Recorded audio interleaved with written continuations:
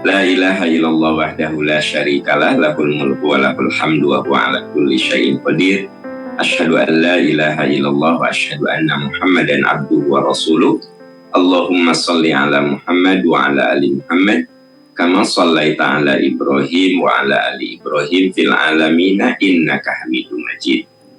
Alhamdulillah sahabat percikan iman, dengan izin Allah Subhanahu wa taala, pagi ini adalah hari Selasa 11 Oktober 2022 atau bertepatan dengan 15, sekarang 11 Oktober, maaf.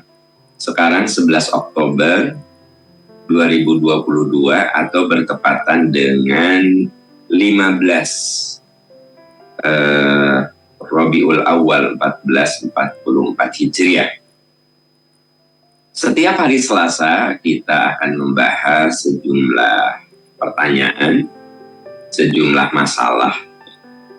Dan hari ini saya sedang tidak ada di Bandung, sekarang sedang ada di Jakarta. Insya Allah nanti pagi ada kegiatan dengan teman-teman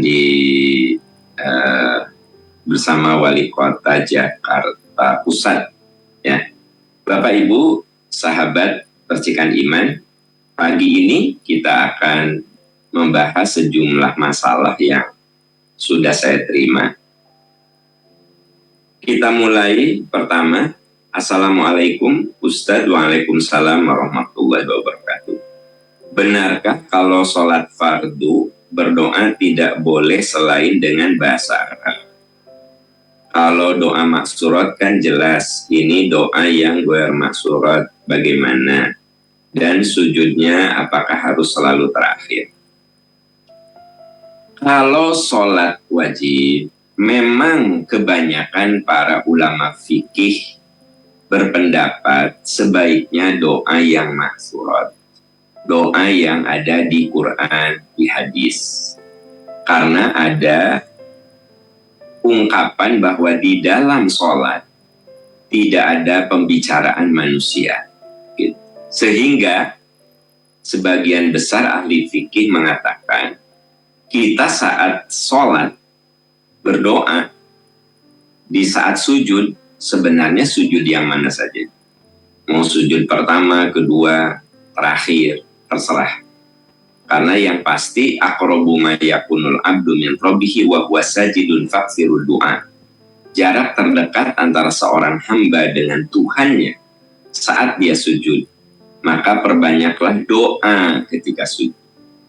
Di hadis ini tidak ada kata-kata banyaklah doa di sujud terakhir, tidak. Namun kebanyakan orang mengambil sujud terakhir lebih karena pertimbangan teknis. Begitu sujud, berdoa panjang, bangkit langsung dia tahiyat. Jadi pertimbangan teknis. Sebab kalau tidak terakhir, kadang-kadang pas bangkit itu lupa, ini aku sujud yang mana ya? Rakaat kedua, ketiga, atau yang mana? Nah, jadi silahkan mau sujud yang manapun, yang pasti dianjurkan untuk menambah doa setelah membaca Subhana Rabbiyal A'la, Subhana Rabbiyal A'la, Subhana Rabbiyal A'la, faksirud doa, perbanyak. Silahkan doa apapun. Nah, anjurannya lebih ke doa maksurat, doa yang ada di Quran, doa yang ada di hadis. Sementara doa-doa yang berbahasa Indonesia, berbahasa Sunda, Jawa sesuai dengan bahasanya masing-masing, itu lebih diperkenankan di saat sholat sunnah. Itu jalan tengahnya, ya, jalan tengah. Tapi ada juga yang mau sholat sunnah, mau sholat wajib, kalau sujud mah harus maksurat. Kalau doa ghair maksurat, artinya yang bahasanya kita sendiri yang menyusun, narasi kita sendiri, maka itu di luar sholat saja. Saya lebih cenderung untuk mengambil aman, ya, pendapat ini. Jadi kalau doa ghair maksurat yang narasinya disusun oleh kita sendiri, kita sampaikan di luar sholat, setelah sholat wajib, setelah sholat sunnah. Tapi di saat sujud, amannya itu ambil dari Quran atau dari hadis atau disebut dengan doa maghfurah. Wallahu a'lam bissawab. Ya. Ya, kita beralih ke pertanyaan berikut. Assalamualaikum Ustadz. Waalaikumsalam warahmatullahi. Ustadz, saya aktivis yang seringkali membantu bencana. Suatu saat ada bencana yang hebat, banjir, sampai saya tidak bisa sholat dari mulai duhur sampai dengan asar. Dari mulai duhur sampai isya. Dari mulai duhur sampai isya. Bolehkah 4 sholat itu saya gabung semuanya? Mohon penjelasan. Ya, duhur, asar, maghrib, isya. Nah, semua dijamak. Boleh enggak? Menurut Anda boleh enggak, sahabat Bisikan Iman? Tadi kalimatnya karena beliau yang bertanya ini aktivis yang membantu musibah. Ya.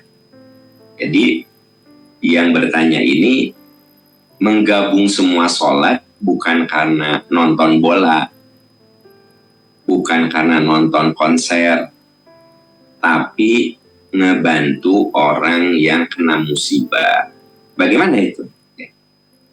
Ya, di dalam hadis disebutkan innal musyrikina syaghalu Rasulullah sallallahu alaihi wasallam an arba'i sholawat yaumal khandaq. Kata sahabat, saat perang Khandaq, benar-benar serangan kaum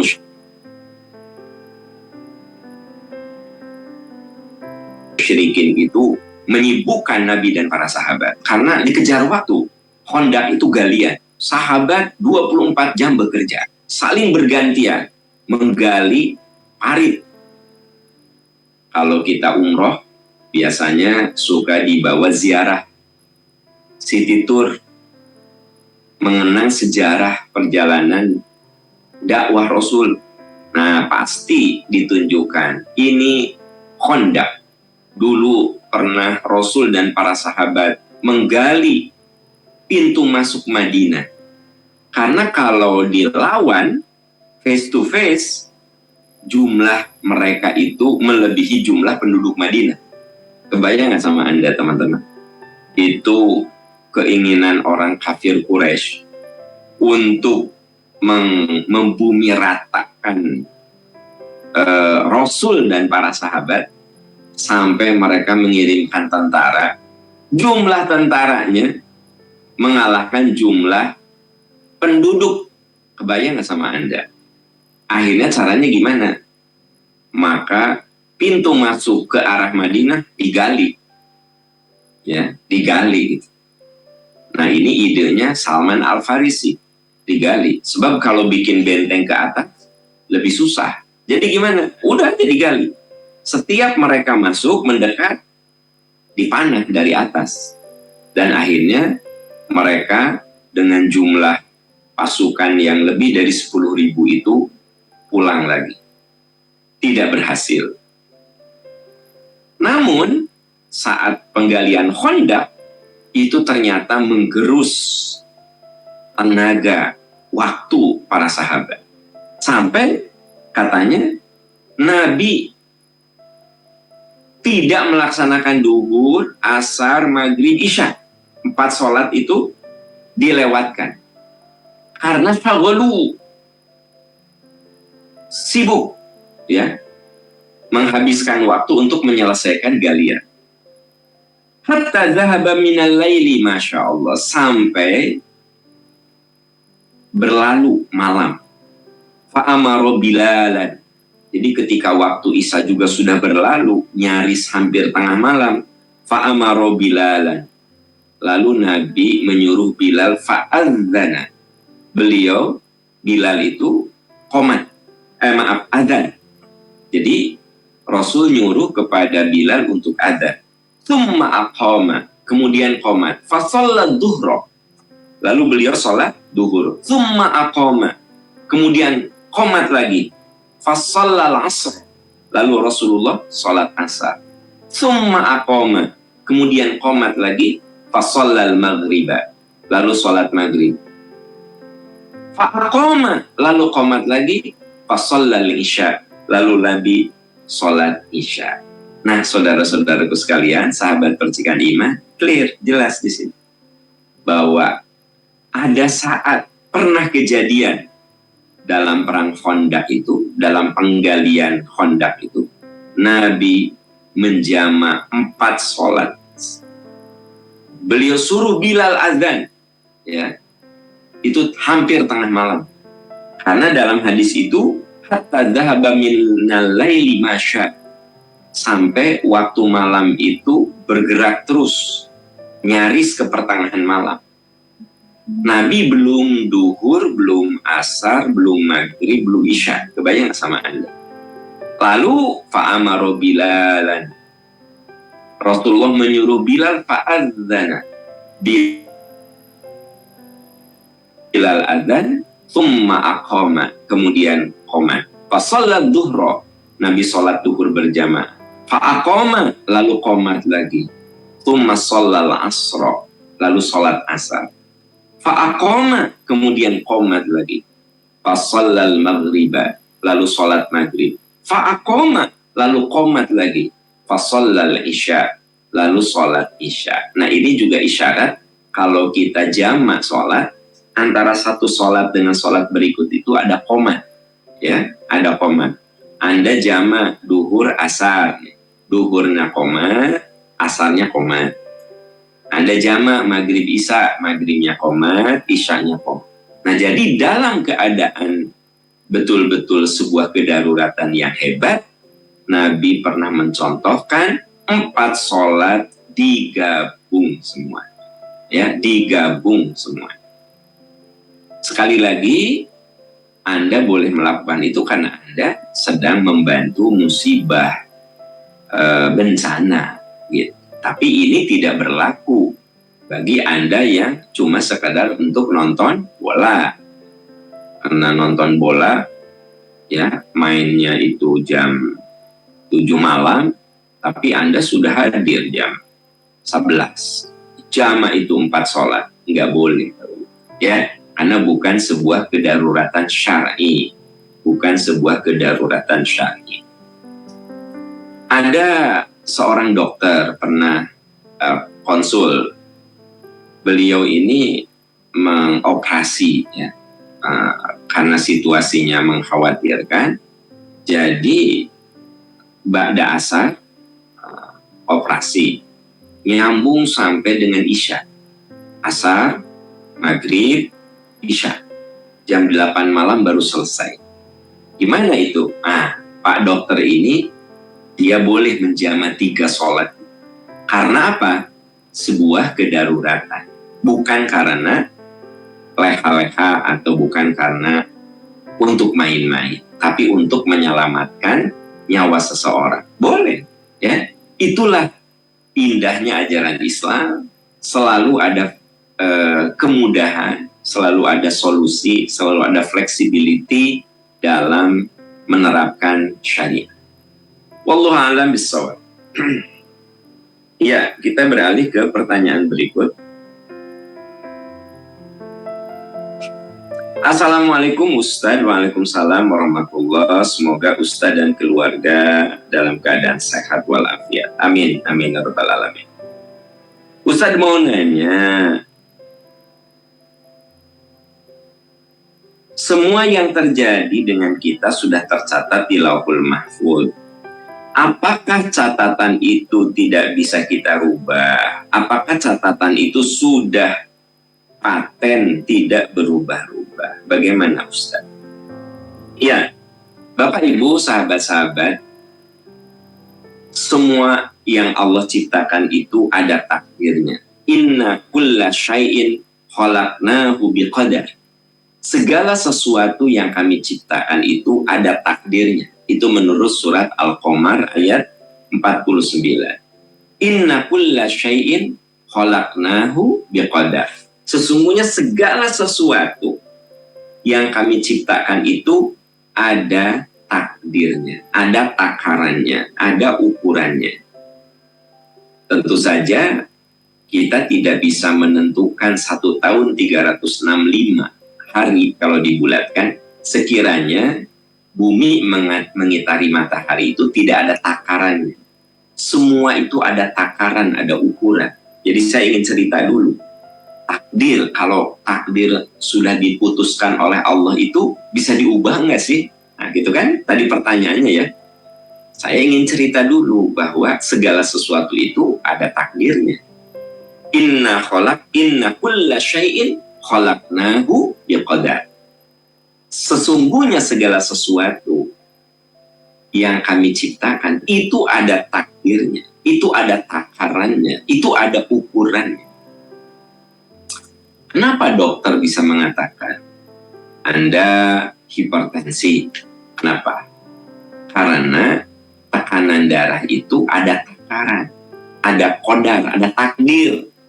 Tekanan darah yang sehat, tekanan darah yang melewati batas. Nah, kalau saya di tensi 150/100, nah berarti saya keluar dari takdir yang sehat. Takdir yang sehat itu 120/80. Nah, kenapa saya bilang saya lagi minum obat hipertensi nih, karena tensi saya sok naik nih 150/100. Rutin saya minum obat. Nah, obat itu untuk mengembalikan, menstabilkan takdir, gitu ya. Jadi dalam tubuh kita ini semua ada takdir. Di alam semesta itu ada takdir. Kenapa? Inna kulla syai'in khalaqnahu biqadar. Segala sesuatu itu ada takdirnya, ada takarannya, ada ukurannya. Nah, ketika takaran takdir kita itu tidak tepat, kemudian kita menyebutnya dengan sakit, nah, maka Anda berdoa kan, ya Allah beri hamba kesehatan, sambil Anda pun berusaha berobat. Kenapa Anda mohon kesehatan dan berobat? Karena kita ingin mendapatkan takdir yang baik, ingin normal lagi si tekanan darah teh. Berdoa, berobat, memperbaiki pola hidup, pola makan, lifestyle. Nah, supaya takdir kita bagus lagi. Pertanyaan Anda tadi kan, takdir itu permanen? Ya, ada yang permanen, ada juga yang bisa diubah.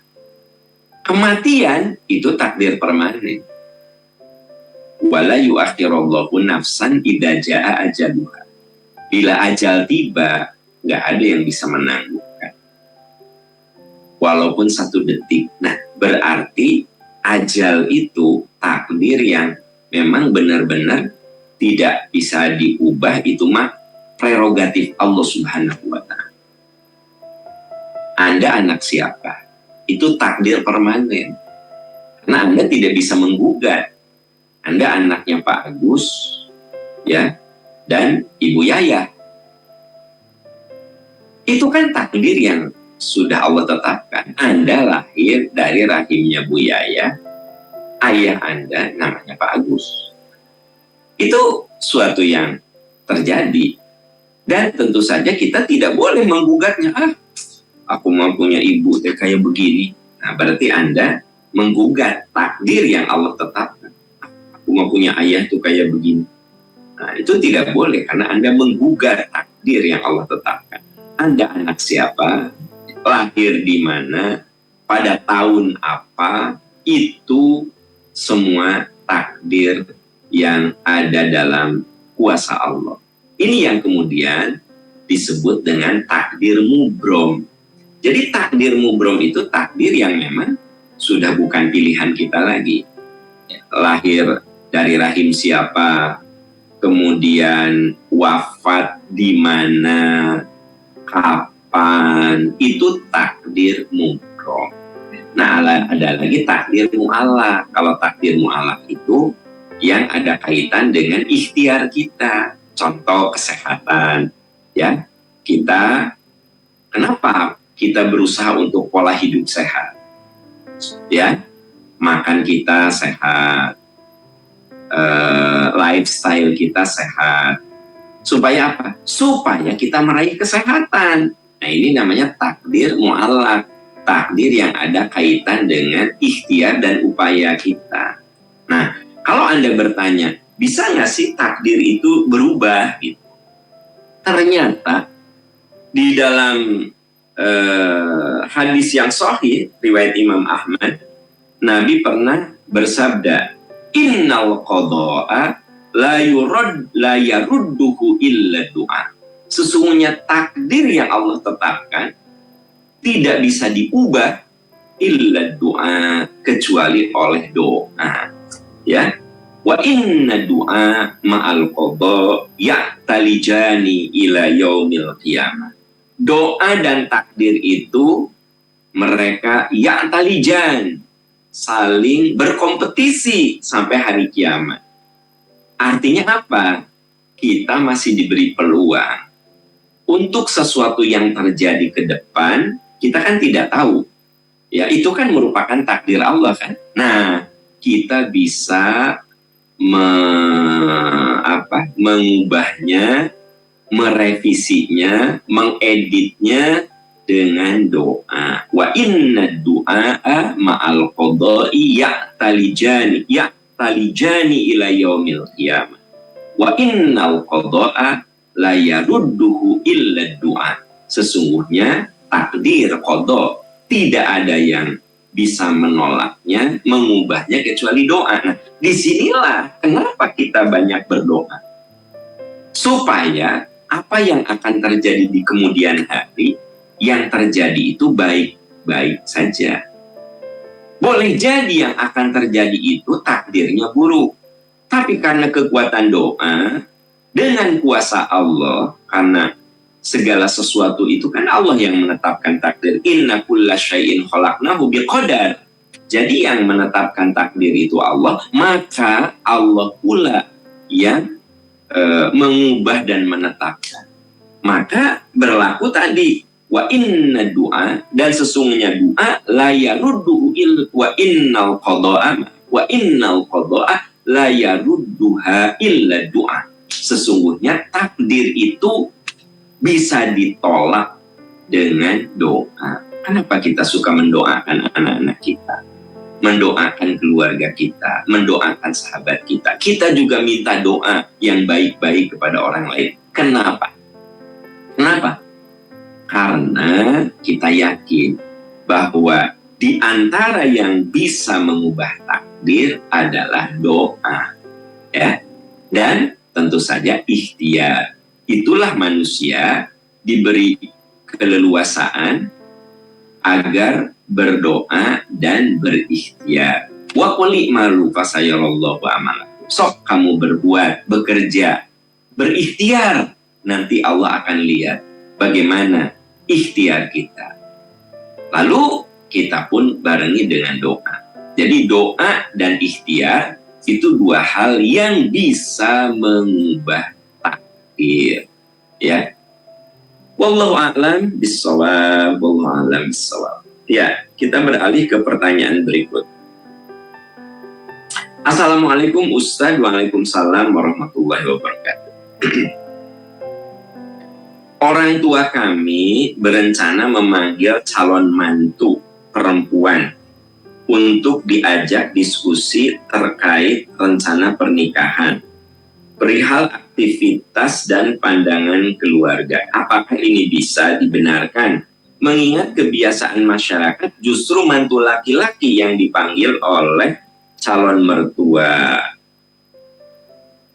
Oke, itu pertanyaannya teman-teman sekalian. Jadi kita ya memanggil calon mantu perempuan ya, calon mantu perempuan untuk ditanya tentang berbagai hal, pandangan hidupnya, macam-macam. Boleh nggak sih? Secara prinsip itu namanya urf. Urf itu budaya, ya. Nggak masalah. Kayak begini deh, Kalau kebiasaan di kita, keluarga laki-laki melamar perempuan, benar gak sih? Laki-laki melamar perempuan, itu urf, kebiasaan kita. Tapi tidak ada masalah sekiranya keluarga perempuan melamar laki-laki, tidak ada masalah, gitu loh.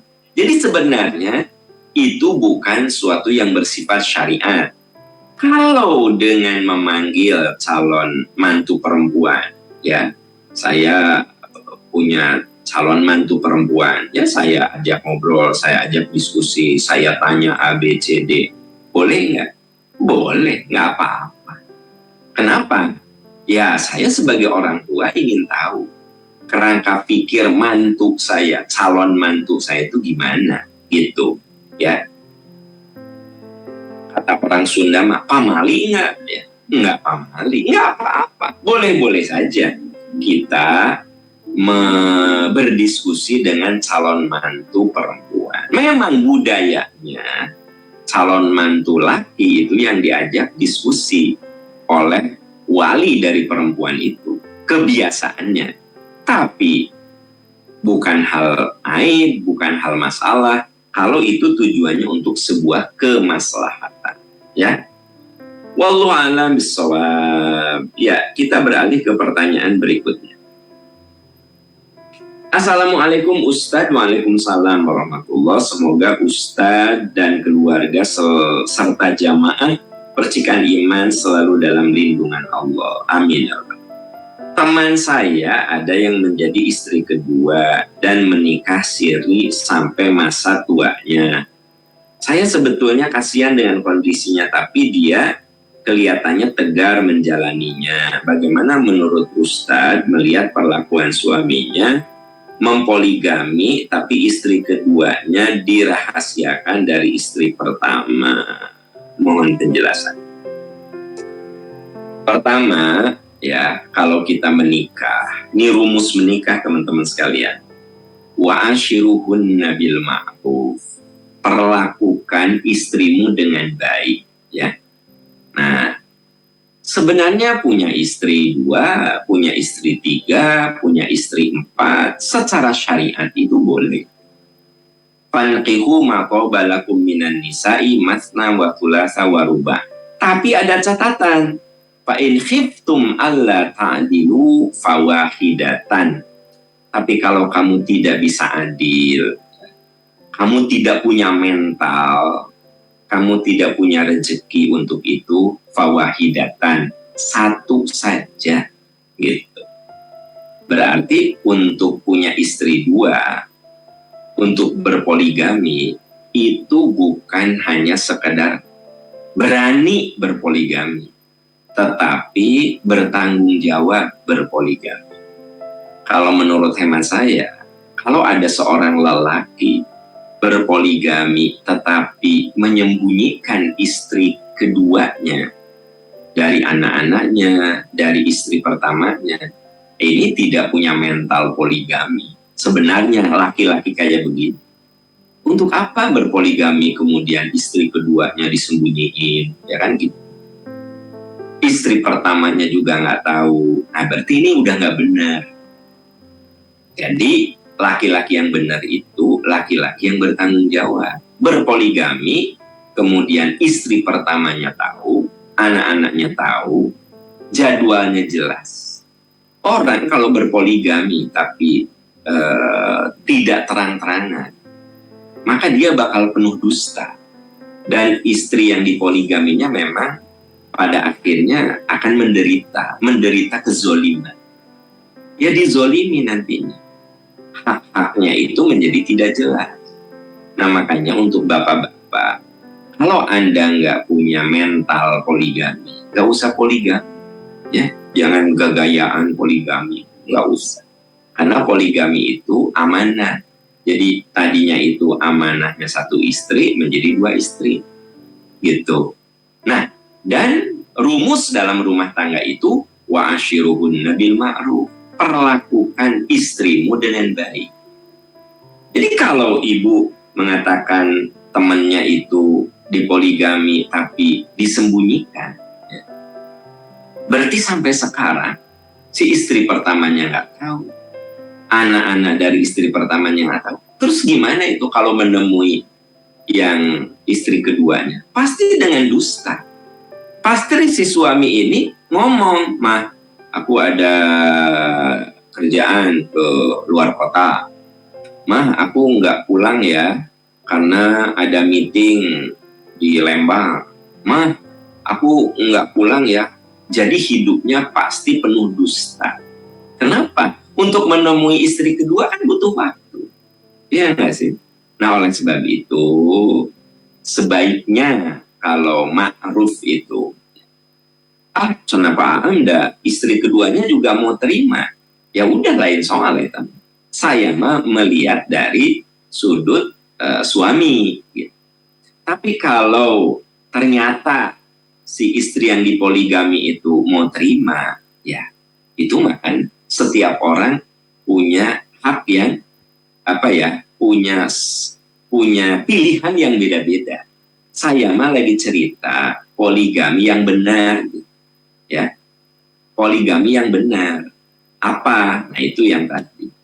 Tidak ada yang disembunyikan, semuanya penuh keterbukaan. Itu poligami yang benar. Tapi kalau ada yang disembunyikan tapi baik-baik saja, ya berarti si istrinya mau nerima. Si istri kedua maksud saya. Nah, kalau mau nerima, ya sudah, tidak ada kezoliman lagi di sini. Karena rumah tangga itu, ya, yang penting tidak boleh dizolimi, itu saja. Seperti beginilah, ada seorang istri yang tidak dinafkahi oleh suami. Pertanyaannya, ada kezoliman nggak di situ? Ada. Karena yang namanya istri itu harus dinafkahi oleh suami. Benar nggak sih?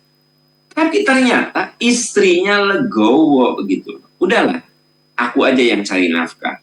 Kamu ngurus rumah tangga. Yang jemput anak sekolah, yang masak. Pokoknya mah kumaha kerjaan perempuan dikerjakan oleh suaminya. Sementara istrinya cari nafkah. Boleh nggak? Kalau itu atas kesepakatan suami istri, dan istri tidak merasa dieksploitasi, tidak merasa dizolimi, suami juga tidak merasa dihinakan, itu mah kesepakatan mereka, jadi boleh. Jadi dalam rumah tangga itu ada hak dan kewajiban. Tapi kemudian hak dan kewajiban itu menjadi lebur setelah ada kesepakatan. Suatu yang dikatakan zolim untuk si A, tidak zolim untuk si B, gitu. Ya. Nah, kalau misalnya seorang suami tidak menafkahi istrinya, itu zolim. Tapi kalau istrinya mau menerima dan akhirnya ada kesepakatan, sudah bukan kezoliman lagi. Nah, seperti itu. Nah, begitu juga kalau misalnya istri keduanya itu merasa rela menerima, ya itu lain soal gitu. Itu mah wilayah dari sikap istri keduanya. Tapi saya menyoroti wilayah dari sisi suami. Jadi yang paling benar itu, kalau bicara paling benar, yang paling ideal, silahkan berpoligami tapi dengan cara yang ma'ruf gitu. Salah satunya adalah tidak ada yang disembunyikan. Wallahu a'lam bishawab. Wallahu a'lam bishawab. Ya, kita beralih ke pertanyaan berikutnya. Assalamualaikum Ustadz. Waalaikumsalam warahmatullahi wabarakatuh. Semoga Bapak dan keluarga serta seluruh jamaah percikan iman sehat, bahagia, dan husnul khotimah. Amin, amin. Izin bertanya, pada saat di dunia menderita sakit berat, kemudian meninggal, apakah saat di alam kubur masih menderita sakit seperti dia hidup? Terima kasih penjelasannya. Ya, sahabat yang Allah muliakan, jamaah percikan iman, ujung dari segala penderitaan itu, penderitaan fisik, adalah kematian. Ujung. Ya. Jadi kalau orang diberi sakit yang cukup berat, gitu, meninggal, maka berakhir. Kenapa? Karena menurut surat Az-Zumar, yang namanya mati itu seperti tidur. Seperti tidur yang tidak bangun lagi. Anda kalau tidur kan nggak merasa apa-apa. Ya, kalau Anda tidur kan tidak merasakan apa-apa. Jadi orang yang saat hidupnya sakit lalu meninggal, ya sakitnya tidak kemudian dibawa-bawa mati. Ya nggak? Karena sakit itu kaitannya dengan masalah kesadaran. Orang itu sakit kalau ada kesadaran, sensor sadarnya itu ada. Makanya kenapa saat operasi itu dihilangkan kesadarannya, dibius, supaya rasa sakitnya supaya sakit itu tidak dirasakan oleh pasien. Makanya ditidurkan, dibius. Mati itu adalah seperti tidur. Seperti tidur. Karena itu yang namanya mati, tidur yang abadi. Yang namanya tidur, mati sementara. Apa itu tidur? Mati sementara. Apa itu mati?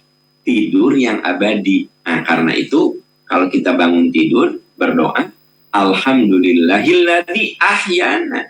Ya Allah, segala puji milik-Mu. Terima kasih Allah. Engkau telah memberikan kehidupan kembali setelah Engkau mematikan. Ba'dama amatana, setelah Engkau mematikan. Terima kasih Allah, Engkau telah memberikan kehidupan lagi. Berarti yang namanya tidur itu mati sementara. Yang namanya mati, tidur selamanya, tidur yang abadi. Nah, kalau Anda tidur, Anda nggak ngerasa apa-apa. Itulah kenapa saya jawab bahwa orang yang ketika di dunia ini, ketika hidup sakit, kemudian meninggal, maka selesailah rasa sakit fisiknya. Gitu. Wallahu a'lam bishawab. Wallahu a'lam bishawab. Kita beralih ke pertanyaan berikut. Assalamualaikum Ustadz. Waalaikumsalam. Semoga kita semua dalam lindungan Allah. Amin. Izin bertanya, kalau orang sudah wafat, apa harus dibayar hutang puasanya oleh ahli waris dan anak-anak? Sebenarnya kalau puasa mah dibayarnya dengan fidyah, bukan dengan kodo, ya. Kalau kodo itu kan bila sakit. Saya ketika bulan Ramadan sakit. Selesai Ramadan saya sehat lagi, nah itu kodo. Nah, kalau saya di bulan Ramadan sakit, sampai sakit saya membawa mati, maka ahli waris saya membayarkan fidyahnya. Berikan fidyah kepada fakir miskin sejumlah sebesar orang yang sakit itu tidak berpuasa. Kalau orang tua Anda sakit selama 1 bulan, sakit, sampai wafat, nah keluarkan fidyah untuk 1 bulan itu, gitu. Bukan si ahli warisnya mewakili puasa, bukan. Karena itu sudah ibadah yang bersifat fisik pribadi. Gitu. Nah, itu yang dijelaskan di dalam Al-Quran. Faman kana minkum maridun aw ala safarin fa iddatun min ayyamin. Siapa di antara kamu sakit atau safar, ganti di hari lain, kodok di hari lain. Walladzina yutiqunahu fidyatun, orang yang tidak mampu berpuasa karena hamil, karena menyusui, karena dia seorang pekerja berat, atau karena dia itu sakit menahun. Kan ada orang yang sakit menahun, sakit yang tidak memungkinkan dia puasa, maka bayar fidyah. Nah, jadi ada sakit yang bisa dibayar fidyah, yaitu sakit yang nggak sembuh-sembuh. Misalnya ada orang yang cuci darah. Nah, dia minumannya harus terukur. Nggak bisa misalnya 12 jam tanpa minum. Nah, maka dia setelah setiap sekian jam minum misalnya. Ya, berarti dia nggak puasa. Untuk selamanya sampai mati, dia nggak bisa puasa. Maka fidyatun to'amu miskin. Dia bayar fidyah, Nah, orang yang meninggal itu awalnya sakit, tetapi dia termasuk orang yang tidak bisa membayar untuk selamanya. Berarti apa? Fidyah, karena mirip seperti orang yang sakit menahun. Ya, orang yang sakit menahun itu bayar fidyah, karena sampai mati dia tidak bisa bayar. Karena sakitnya itu bayar fidyah. Nah, begitu juga orang yang sakit terus meninggal, ya bayar fidyah. Yang membayarkan itu keluarganya. Jadi bukan menggantinya dengan kodo. Hari ini kodo ya sama kamu, anak kakak yang paling besar. Besoknya kodo sama si adiknya yang kodo, tidak harus, tapi cukup bayar fidyah saja. Wallahu a'lam bishawab. Assalamualaikum Ustadz. Waalaikumsalam warahmatullahi wabarakatuh. Saya mau bertanya tentang hukum kifarat. Jika kita melanggar kifarat kita, bila kita melanggar nazar, lantas saya memberi makan 10 miskin. Itu mekanismenya bagaimana Ustadz? Apakah harus berbentuk makanan siap saji? Atau bolehkah dalam bentuk sembako? Atau bagaimana kalau dengan nominalnya? Lalu saat memberikan, apakah perlu kita tak beritahu orang itu bahwa itu diniat ataukah diniatkan dalam hati saja? Ya, ayat yang menjelaskan kalau kita ini membatalkan nazar, ya itu ada di Al-Maidah ayat 89. Fakafaratuhu it'amu asyarati masakin. Kalau kita melanggar, maka kita berikan makanan atau pakaian kepada 10 miskin.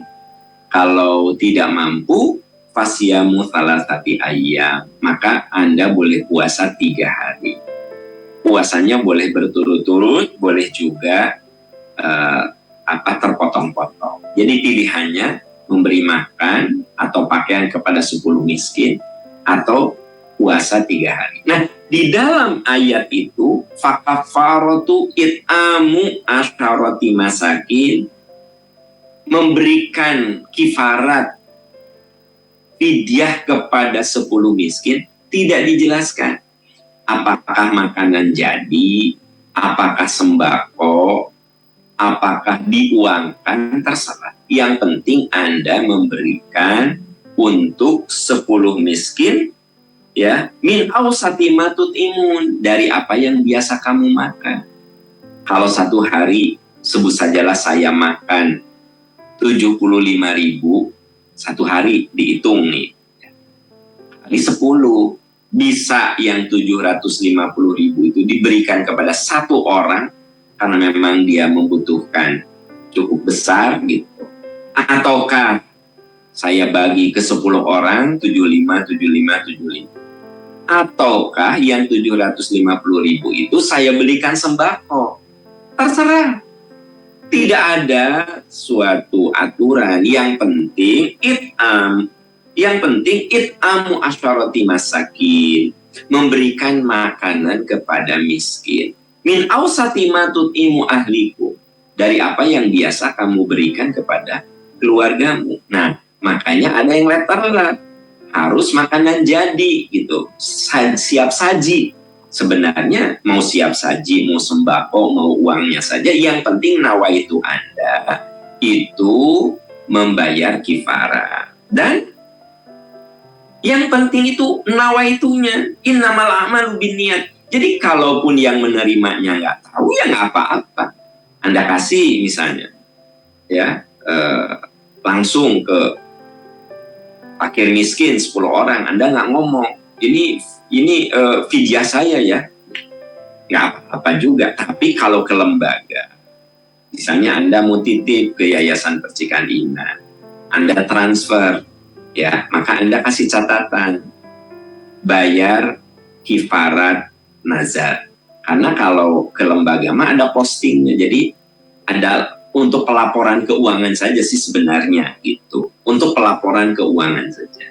Kalau ke lembaga, kalau ke orang mah langsung, tidak harus Anda ngomong ini saya bayar kifarat ya, nggak harus gitu kan, Allah Maha tahu niat kita. Tapi kalau ke lembaga ada kepentingan pencatatan aduh Pak Am, saya teh cuma nulis aja sedekah aja, ya nggak apa-apa juga kan. Allah melihat niat Anda bahwa Anda memberikan itu untuk membayar kifarah, dan itu bagian dari sedekah Anda. Ya boleh-boleh saja cuma bilang sedekah gitu, ya.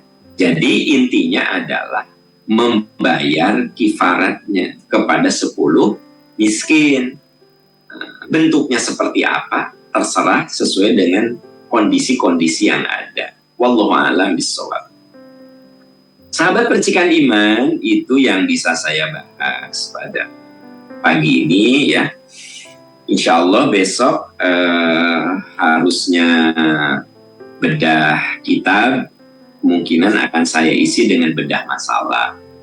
Saya isi dengan bedah masalah karena saya masih di luar kota, besok juga masih di Jakarta, sehingga saya siarannya di hotel ya. Ini tidak di studio tapi di hotel, sehingga materi kita untuk besok akan ada bedah masalah. Jadi bagi teman-teman yang ingin masalahnya dibahas, Anda bisa mencantumkan di komen yang ada di IG saya. Nanti ada flyer agenda pagi, nah Anda tinggal masukkan pertanyaan atau kasus di komen yang disiapkan. Terima kasih sahabat percikan iman yang Allah muliakan. Semoga Allah menolong kita, menguatkan kita, dan semoga senantiasa keluarga kita, anak cucu kita dalam lindungan dan keberkahan Allah Subhanahu wa taala.